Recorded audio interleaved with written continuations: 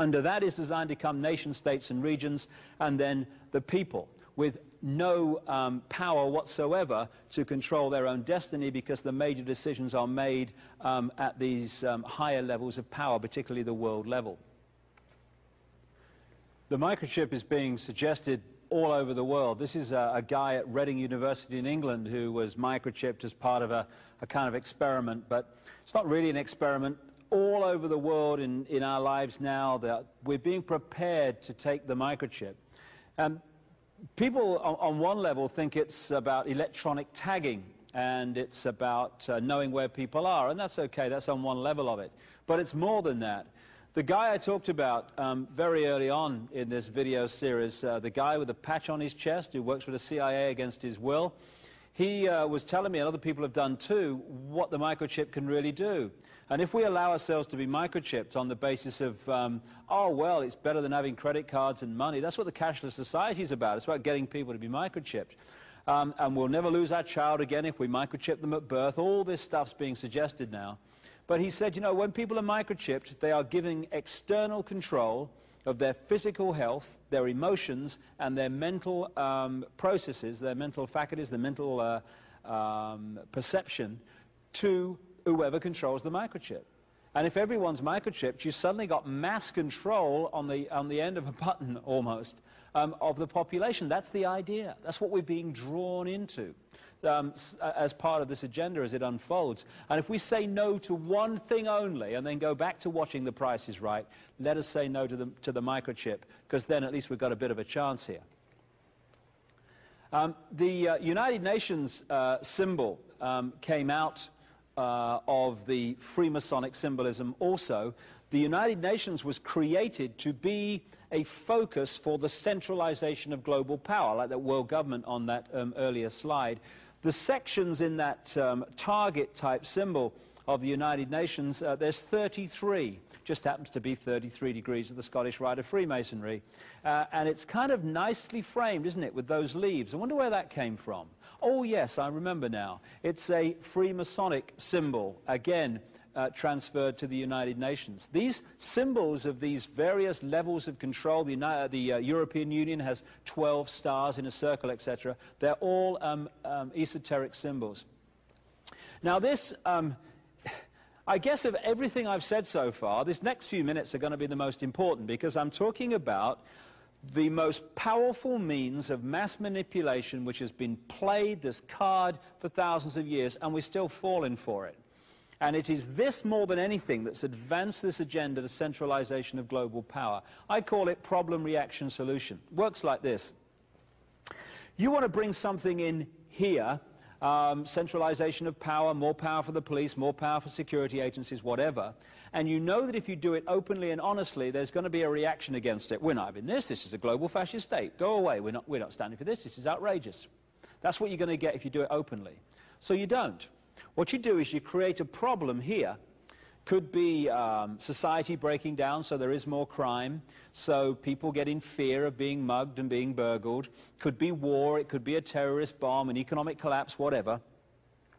And you create a problem, but you get someone else to be blamed for it. You get a Lee Harvey Oswald, you get these patsies, as they call them in America, who are blamed for events that they weren't involved in.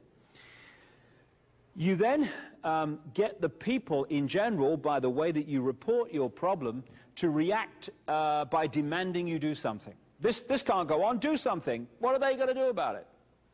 And at that point, those who've covertly created the problem and got that reaction, something must be done, then openly offer the solutions to the problems they have themselves created. Problem, reaction, solution. Who benefited from the Oklahoma bomb? Not the people of Oklahoma, not the people who died and lost children and relatives in that bomb. One group of people and one group of people only benefited from Oklahoma. Anyone who wanted to centralize power even further in America. Because anti-terrorism bills went through Congress that took away basic freedoms from Americans purely and only because of that bomb. And as independent bomb experts and explosive experts have said, that fuel fertilizer device in the Ryder truck could not possibly have done that damage. It had to be done by high-tech devices on some of the pillars inside the building. So problem, reaction, solution is the classic means of advancing this agenda and getting the population to demand you do it, even though they don't know the agenda exists. And the Second World War, like the First World War, were global examples of this. As I've shown in my books like And the Truth Shall Set You Free and The Biggest Secret, come to that, the Second World War was the creation of a brotherhood, a global elite, that was funding all sides, that had control of the leaders of all sides, and just played them off against each other to create a war, a problem, which then had a solution. As again, myself and many other researchers have shown, Soviet communism was funded from Wall Street and London.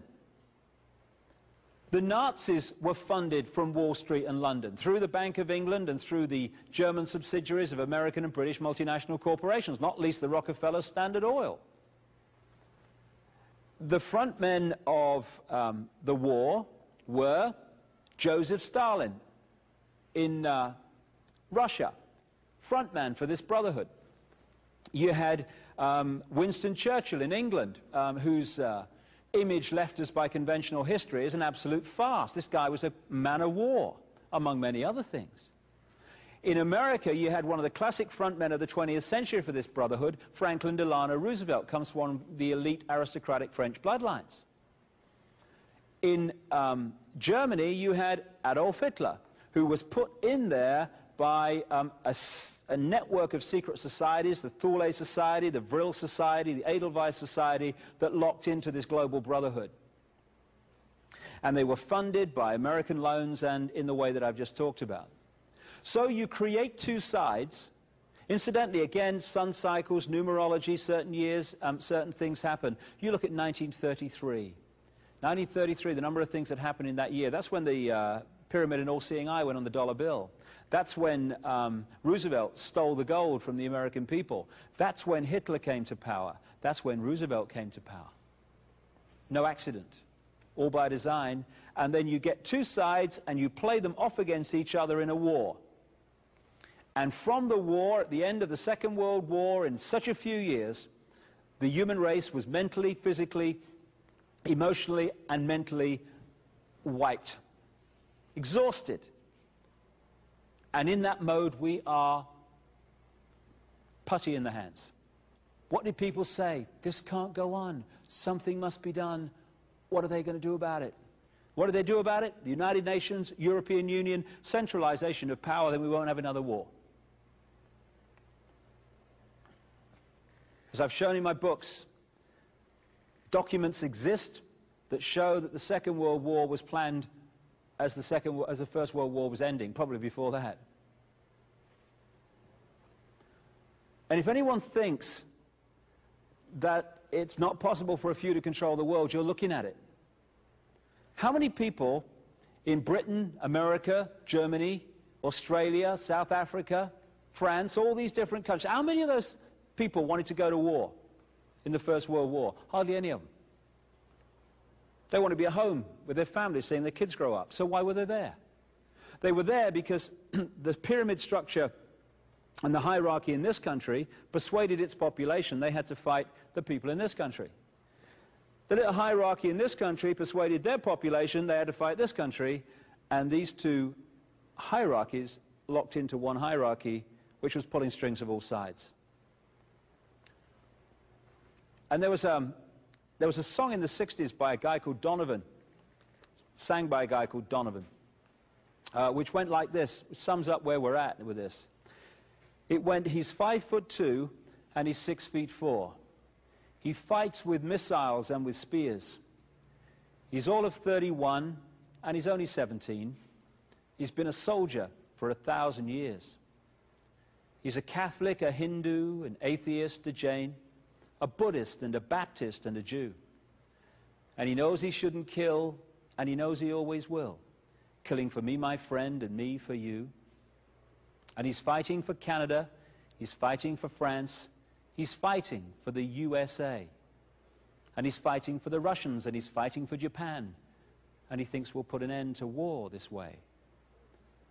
And he's fighting for democracy, he's fighting for the Reds. He says it's for the peace of all. He's the one who must decide who's to live and who's to die, and he never sees the